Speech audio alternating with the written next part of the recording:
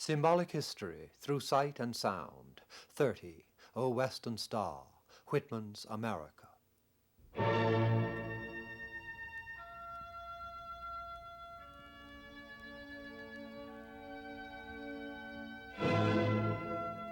Eastward I go by force, said Thoreau, but westward I go free. What deepening eddies mark the westering stream? From Beethoven's third to his ninth, hear the seventh, the wave of I am, sucks up more and more of earth's silt and man's negation. Advancing through the mass of Schubert's great C major.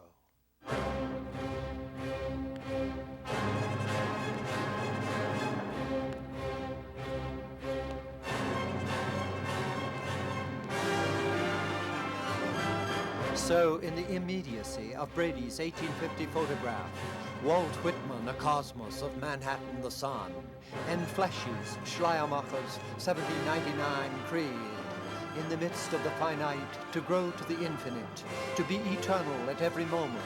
That is the immortality religion offers. I was simmering and simmering, said Whitman. It was Emerson brought me to boil. Emerson, dropping from the great Stoic motto, its Pythian, nothing in excess, turned that warning, know thyself, about face. Currents of the universal being circulate through me. I am part or parcel of God. While from Schubert to Bruckner, the yea-saying downs huge draughts of raw matter, Wagner's passion, Whitman's concrete. Who goes there, hankering, gross, mystical, nude, crushing a simple, separate person with the demos Godhead of space and time? I moisten the roots of all that has grown.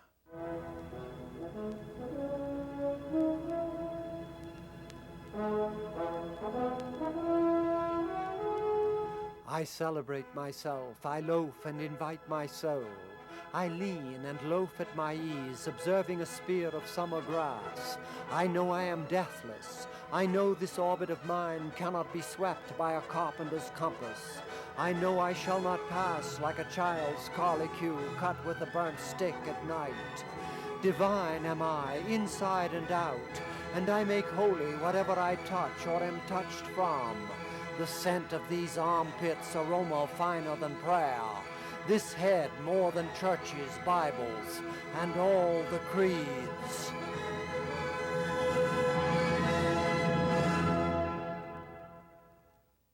I find I incorporate nice, coal, long-threaded moss, fruits, grains, esculent roots, and am stuccoed with quadrupeds and birds all over. My elbows rest in sea gaps. I skirt sierras. My palms cover continents.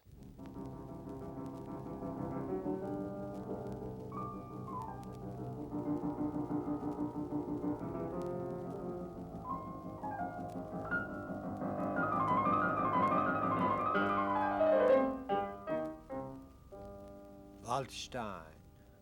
The Faust search of that Germany set seed in America to hold Emersonian good through all terrible balks and ebullitions. If music and even art trailed the God-grapplings of the word, those landscapes that fan out from the Hudson River to the Mississippi, Rockies, Andes, have not neglected Whitman's spirit that formed this scene. In Cole's 1833 Savage State, the first of 5 depictions of the same scene through the rise and fall of empire, the mountain reared over the harbor from wild through culture to moonlight and ruins, speaks the Titan identification for which Cole in a later picture stretched a nude Prometheus on a snowier crag. Be it life or death, said Thoreau, we seek only reality. But which would it be?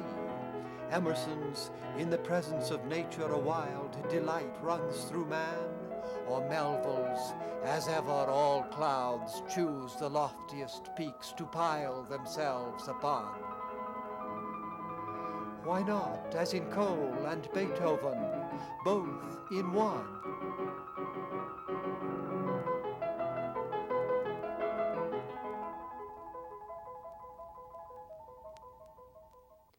How Feeks Reverend Hiscox of 1745 would have frowned on either arrogation. If West is the open and exploratory future and transcendental now, the forest of intuitive morality and dissolving shorelessness, its quest is in a space somehow round, as Emerson, for all his optimism, saw in Uriel. In vain produced, all rays return, evil will bless and ice will burn. Wherefore, as with other Titans, a sad self-knowledge withering fell on the beauty of Uriel. The ultimate westward sail, all bound as is befitting each, all surely going somewhere, must veer again east, to authority, limit, past, the moral prison of the scarlet letter. In the time of this preacher Hiscox, Jonathan Edwards reverted from Berkeleyan speculation, bodies have no existence of their own, all is mental, to an absolute Calvinism, sinners in the hands of an angry God.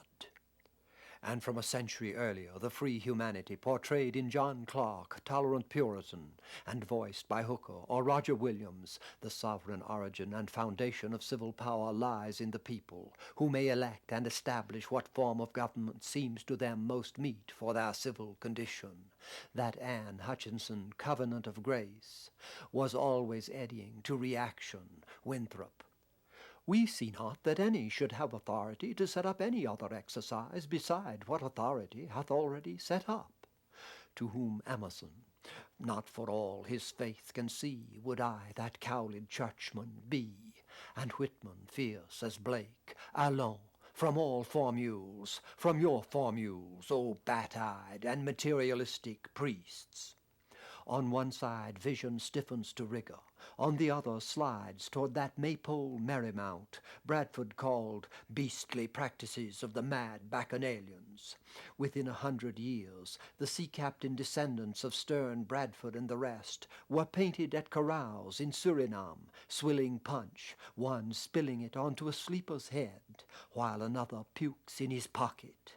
So Rembrandt's burghers declined to the rake's progress of Hogarth, and after another century to the aged hollow men of Hawthorne's custom house. They spent a good deal of time also asleep in their accustomed corners, with their chairs tilted back against the wall, awaking, however, once or twice in a forenoon, to bore one another with the several thousandth repetition of old sea-stories and mouldy jokes that had grown to be passwords and countersigns among them. So the zeal of revolution would wane to Whitman's Gilded Age, the surfeit of prosperity, the demonism of greed, the hell of passion, the decay of faith, the long postponement, the fossil-like lethargy. The ceaseless need of revolutions, prophets, thunderstorms, deaths, births, new projections and invigorations of ideas and men. And wherever the great buildings of civic virtue arose, in Boston, Philadelphia, this Annapolis State House, where Washington surrendered his command, the dome erected soon after, one had always to inquire how far the persons investing those noble shells might be defecting to outward form. Copley's Sparhawk, like Franklin, a shrewd Yankee Whig in the mantling robes of Europe. Franklin brought it off, but Tom Brainless in Trumbull's Progress of Dullness is refined at college from a farm boor to a city fop. And would not Whitman, a century later, look our times and lands searchingly in the face, like a physician diagnosing some deep disease? Are there indeed men here worthy the name? Are there athletes? Are there perfect women to match the generous material luxuriance? Are there crops of fine youths and majestic old persons? These cities, crowded with petty grotesques, playing meaningless antics.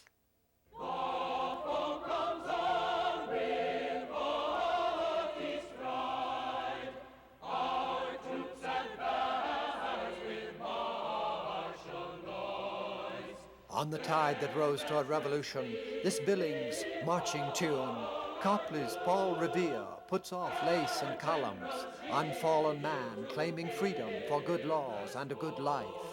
So Crèvecoeur, French aristocrat who came to the colonies in 1754, saw the frontier as a land of spirit, shaping the new American. An European no sooner breathes out air than he begins to feel the effects of a sort of resurrection. He begins to forget his former servitude. His heart involuntarily swells and glows. This first swell inspires him with those new thoughts which constitute an American.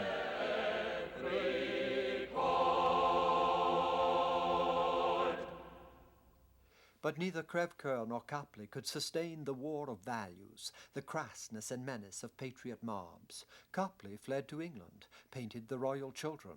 Crèvecoeur, in France, damned the outcome of the liberating dream. Worship the demon of the times, trample on every law, break every duty, neglect every bond, become a clamorous American, a modern Whig, and offer every night incense to the god Arimanes. It was the reversal Lenau would experience a generation later. On the 8th of October, I first put foot on American soil. Bruder, diese Amerikaner sind himmelanstinkender Kremmerseelen. Brother, these Americans stink to heaven. They are shopkeepers, nothing but shopkeepers, no souls, dead to the life of the spirit, dog dead. It seems of the deepest significance that America has no nightingale. It is a poetic curse.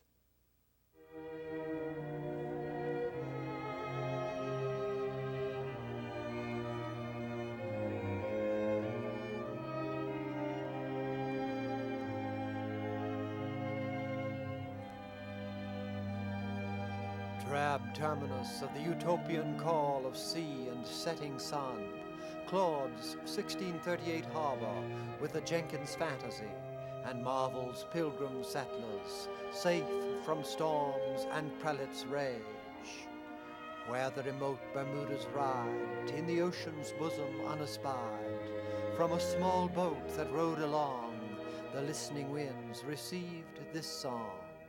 What should we do but sing his praise, that led us through the watery maze, unto an isle so long unknown, and yet far kinder than our own? Thus sung they in the English boat, an holy and a cheerful note, and all the way to guide their chime, with falling oars they kept the time.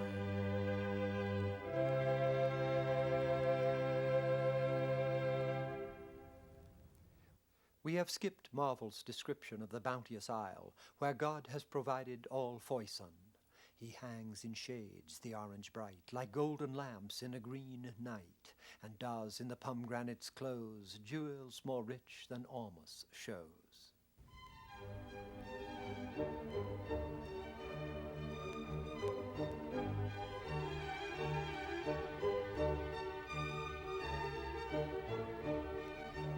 A sea-girt paradise to revive again and again. This Hodges, Tahiti Revisited of 1775, time of Mozart, from which Melville, if he had not experienced the actuality, might almost have taken the valley pool of Taipei. All around its banks waved luxuriant masses of tropical foliage, soaring high above which were to be seen here and there the symmetrical shafts of the coconut trees, so many waving ostrich plumes. The maidens of the valley darted through the water, revealing glimpses of their forms. Some of the young men brought a canoe from the sea. Fayaway, with a wild exclamation of delight, disengaged from her person the ample robe of tapa, shielding her from the sun, and spreading it out like a sail, stood erect with upraised arms in the head of the canoe.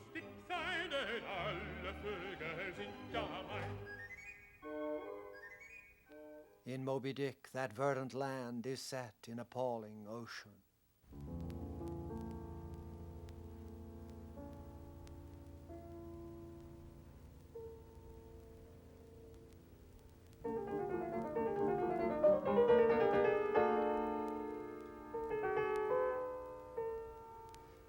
So in the soul of man there lies one insular Tahiti, full of peace and joy.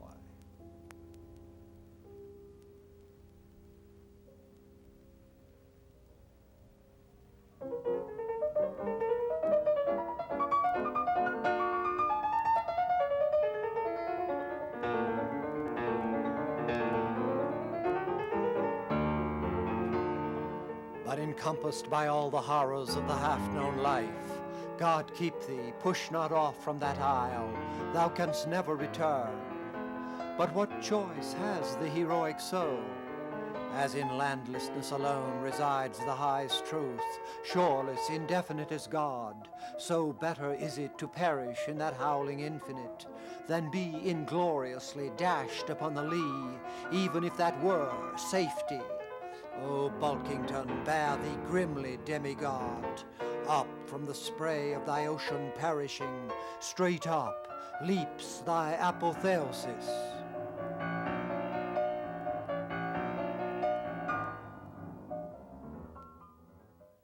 Copley's dramatization of Watson and the Shark is a quarter of a century before Beethoven's Tempest, and 3/4 before Melville. But one who had felt the new world harden around him was on the Titan track where Lenau, sailing west in 1832, would chant, "Fly with the white clouds through the wide sky, white ship, foam behind me all the grey abyss that holds the heart from freedom, its desire." And returning from cities and a frontier, dog dead to the spirit, would see a youth swept overboard and drowned, and the murderous old ocean smiled at the sky, oblivious of wrong. Had not Copley's contemporaries, Goya and Blake, glimpsed Melville's gliding great demon of the seas of life?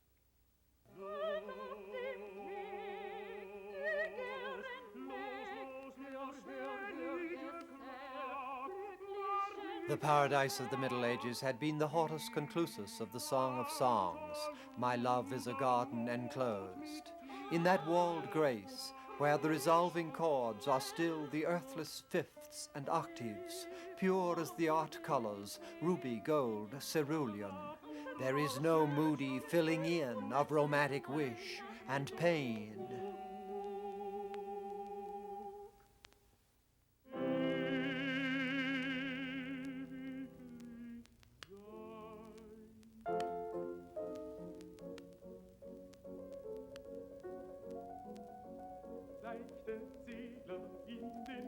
But when conscious paradise has touched the shores of old world and new, so that Thomas Birch fills an outing on the Delaware with the time fruit of Beethoven and Schelling, the birth of spirit is the realm of history, as the birth of light is the realm of nature.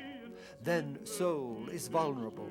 Wordsworth suffers in the sea drowning of his brother not only grief, but the shock of moral betrayal. I could have fancied that the mighty deep was even the gentlest of all gentle things. Now our power is gone, which nothing can restore.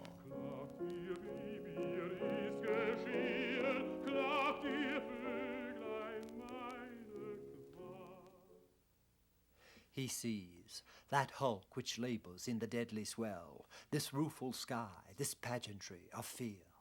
Even Caspar David Friedrich, celebrant of Earth's soul, painted in 1821 the wreck of the Hope. In the stark geometry of ice mast high came floating by, as green as emerald. Goethe had lived with the demonic, but the anguish of 1830 bodies forth the lost illusion.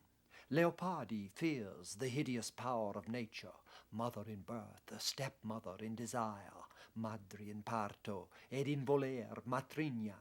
De Vigny asked never to be left alone with that goddess he knew too well not to fear, car je le connais trop pour non pas avoir peur.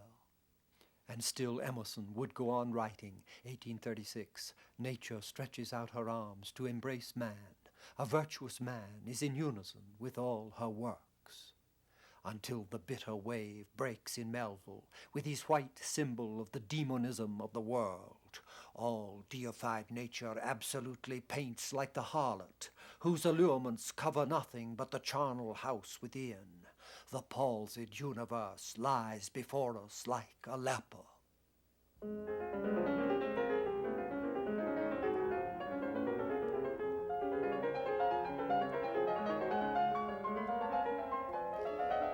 Emerson's euphoria, sins and the like are the soul's mumps and measles, turned the battle of affirmation against dire fact to a time drama in America. He must make his optimism good somehow against the eternal hell itself, said Melville. But in art and music, hear Chopin's Fourth Ballade. The outcry punctuates the century.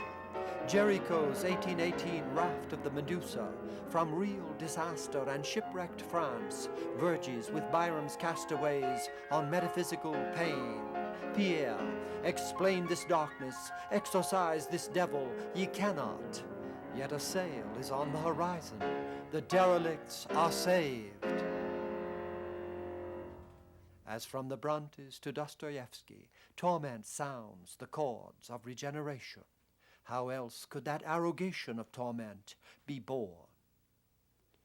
Expulsion was the creed account, Giovanni di Paolo's 15th century depiction, where God's creation of the circling universe caps a banishment which, like moonshine in the lantern, belongs in that wheel.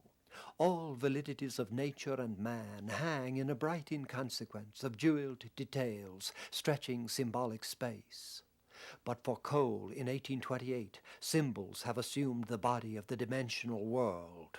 The landscape of exile frames the contrast American writers would debate through the century. Emerson faces the sunlit valley of Eden. Standing on the bare ground, my head bathed by the blithe air, and uplifted into infinite space, all mean egotism vanishes. The standard of beauty is the entire circuit of natural forms. It is what Lenau thought to find at the headwaters of the Ohio, but what he describes, this Adam and Eve enter outside the rock gate. The red light of evening filters dimly into the terrible reaches of the forest, where life and death have fought hushed together 1,000 years, their ultimate grim wager. In vain life stirs, in vain seeks some cranny, through stems of rot and mold, death's choking fingers. Over 4 centuries, the attempt to realize God's kingdom in the mastered here and now had raised recurrent doubt how satanically flawed the achievement must be. In Fouquet, the pastoral and human blend in Gothic acceptance. So calm an earth possession, one might not guess that the meeting of the haloed shepherdess St. Margaret with the Roman prefect initiates her martyrdom. If Renaissance so suspends reason's claim, those fierce breaks back or forward to apocalyptic dread, when very force entangles itself with strength, and the outward rack dislimbs and makes it indistinct as water is in water, the Shakespeare Melville would take up so overwhelmingly. Now I feel my topmost greatness lies in my topmost grief. Toward thee I roll, thou all-destroying but unconquering whale. Thus I give up the spear. Those judgment breaks, as in El Greco 1610, attend the culminant throes of the temporal formulation itself. The 17th century conscious grasp, as in this boat, Inspira of Cuyp, of a now light-ordered and light-transfigured phenomenal realm. A rallying point for later America, as when Innis irradiates the close of the Civil War in Peace and Plenty. In such spirit Emerson and Thoreau quote Herbert, "Man is all symmetry, full of proportions, one limb to another, and all to all the world besides. Music and light attend our head." Traherne's 1670 Christian mysticism is pre-transcendental, that all the earth is one continued globe, and that all men therein are living treasures, that fields and meadows are a glorious robe, adorning it with smooth and heavenly pleasures, that all we see is ours, each one most blessed. Yet the turn to the next and Swiftian century can wrench all that's kind to our mortalities, as in reason's shipwreck to the Magnasco storm and night-lighted barefoot friars groping for the refuge of the old religious cave, like Faust's pious couple with their chapel bells eternal bim-bam-bimmel. Is it some love of rags and cult of the wound that sends Hester back to the penance of the scarlet letter, or Hilda searching crypts and dark-age towers in the marble faun? But enlightenment pressed on, with our title to the fruitful earth. Even the romantic unrest is quietly domesticated in old Crome, this Constable, Cartman, early Turner, builds a free-brush doctrine of lake school good. I wandered lonely as a cloud that floats on high o'er vales and hills, when all at once I saw a crowd, a host of golden daffodils. Experience garnered for later pensive moods, they flash upon that inward eye, which is the bliss of solitude, and then my heart with pleasure fills, and dances with the daffodils. The American affinity is more with the Germans, or in Wordsworth with the pantheism of 1798. One impulse from a vernal wood may teach you more of man, of moral evil and of good, than all the sages can. In Durand's kindred spirits, these affirmers of the ideal forest are Cole and Bryant. To him who in the love of nature holds communion with her visible forms, Tintern Abbey blank verse, whither midst falling dew, lyrical ballad. But they might almost be Emerson and Thoreau. The very globe continually transcends and translates itself and becomes winged in its orbit. And if Emerson should squeeze in a word or two, I yield myself to the perfect whole. It would be Thoreau again, speaking of the beautiful bug which hatched out of the dry leaf of an old table to enjoy its perfect summer life at last. But from before 1820, Washington Allston, steeped in the alienation of Baroque Rome, had taken the other tack, like Gothic Poe, mountains toppling evermore into seas without a shore, seas that restlessly aspire, surging unto skies of fire. Or the Poe Whitman dreamed, on a vessel, torn sails and broken spars, through such a storm as the gallant ship Melville saw painted in Father Mapple's church, beating off a lee coast of black rocks and snowy breakers, or the storm where Ahab kindles the sky's fire. Tocqueville called realism the American mode. But in the antinomy of the century, which is always realism against transcendental and romantic, it is the Americans who, as Thackeray